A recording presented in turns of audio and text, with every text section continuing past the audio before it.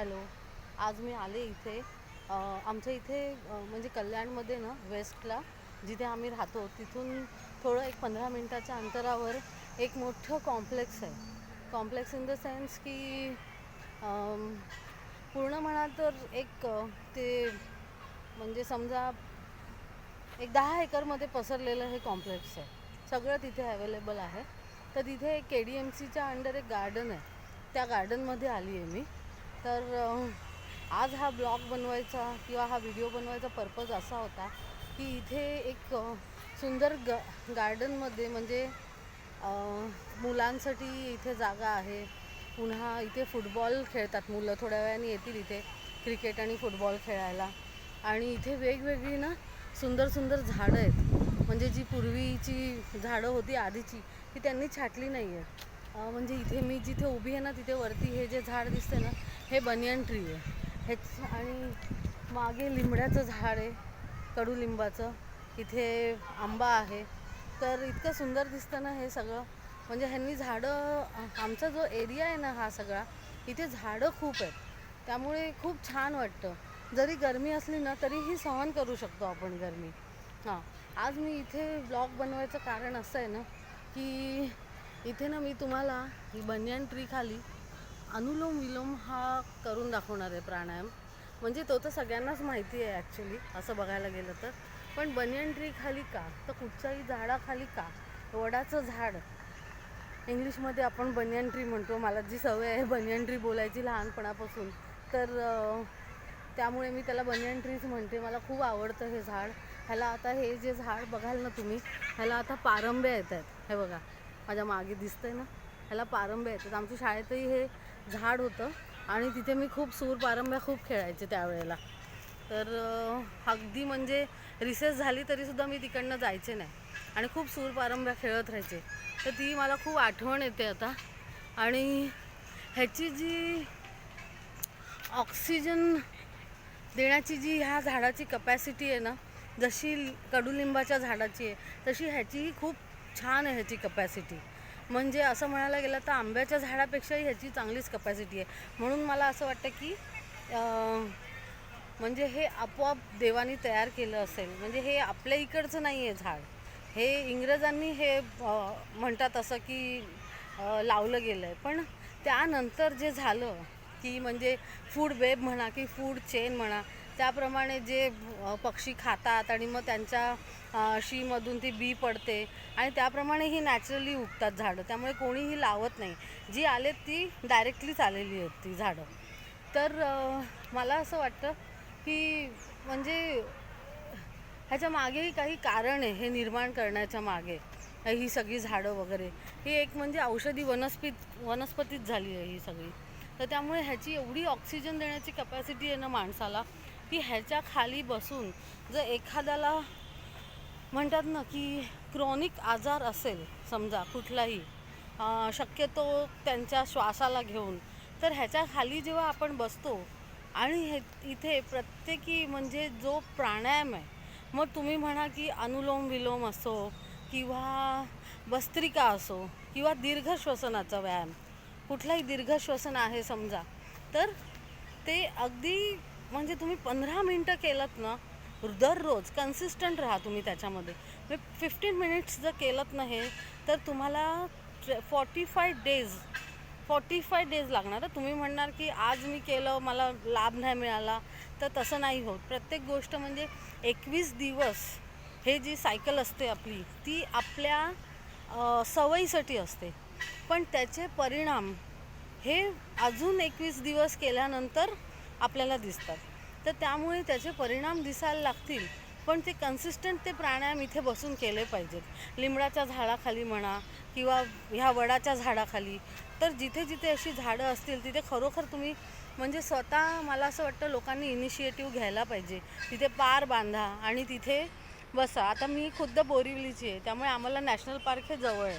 तर नॅशनल पार्कमध्ये ही एवढी झाडं आहेत ना सगळी की लोक तिथे बसून अक्षरशः इतके सुंदर प्राणायाम वगैरे करत असतात ना, ते बघून खूप दिल खुश होतं एकदम. तर त्यामुळे मला असं वाटतं की ह्या झाडाखाली बसून तुम्ही करावं. ज्याला कोणाला अस्थमा आहे किंवा काही काही जणांना बघा चालताना असा दम लागतो. तर तुम्हाला जर ऑक्सिजन कॅरिंग कपॅसिटी तुमच्या ह्याच्यात कमी असेल ना, तर हा सगळ्यात मोठा ड्रॉबॅक असतो लाईफमधला. तर त्यासाठी तुम्हाला आयर्न कंटेंटही खूप चांगलं पाहिजे अंगामध्ये आणि ऑक्सिजन पाहिजे. म्हणजे ते कॅरिंग ऑक्सिजन जर असेल तर आयर्न छान प्रकारे ते कॅरी करू शकतं. तर त्यासाठी तुम्ही इथे दीर्घ श्वसन करा, अनुलोम विलोम करा, किंवा भ्रामरी करा. भ्रामरी हा अत्यंत म्हणतात ना गुणकारी प्राणायाम मानला गेलेला आहे. तर प्लीज तुम्ही हे करून बघा आणि मग मला काय वाटतं तुम्हाला काही फरक पडला का, तर तुम्ही कमेंट बॉक्समध्ये मला कमेंट करू शकता. आणि दुसरं म्हटलं तर आता आपण इथे 5 मिनटासाठी, मला असं वाटतं जास्त पब्लिक आलेला नाही आहे, तर 5 मिनटासाठी आपण इथे करूया. 1 मिनटं. मी उभं राहूनच करते कारण इथे काही बसायला सोय नाही आहे इथे खाली. ओके, हे बघा. आता आपला डावा जो हात असतो ना त्याची कधी पण ध्यान मुद्रा घ्यायची आणि जो उजवा हात असतो ना त्याची प्राणायाम मुद्रा.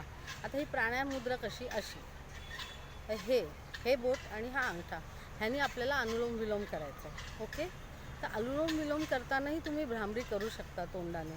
नॉट नेसेसरी की तुम्ही दीर्घ श्वसन. 2-3 प्रकारे भ्रामरी होतं. तर आता हे बघा. तर आता आपल्याला लेफ्ट साईडनी घ्यायचं आहे, राईट साईडनी आधी सोडायचं आहे. तर आपण नाकाची नाकपुडी आपण बंद करूया.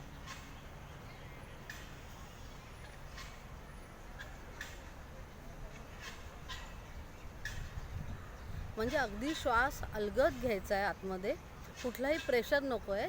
आणि श्वास अलगद घेताना 4 काउंट करा आणि दुसरीकडनं जेव्हा सोडाल तेव्हा 8 काउंट करा. पण तुम्ही थांबत नाही घ्यायचा. एकदम त्या मोमेंटममध्ये तो श्वास बाहेर आला पाहिजे आणि जराही त्या श्वासामध्ये म्हणतात ना अडकायचं नाही. कंटिन्युएशन द्यायचं आणि स्लोली सोडायचा. ओके, आणि सोडताना हमिंग साऊंड करायचा म्हणजे भोंग्यासारखा. ओके, चलो लेट्स स्टार्ट. ही इथे रेस्ट करा हात तुमचा आणि ही प्राणायाम मुद्रा.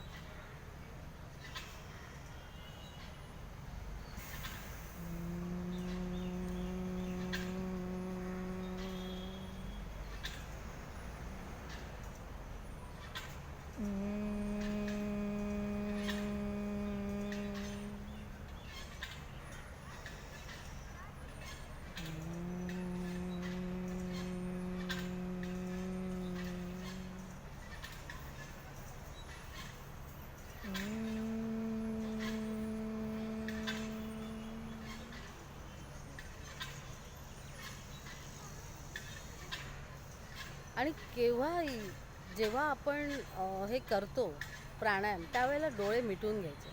कारण जी काही एनर्जी आपल्यामध्ये निर्माण होते आतमध्ये ती आतल्या आतच राहिली पाहिजे, ती बाहेर नाही जाता कामा.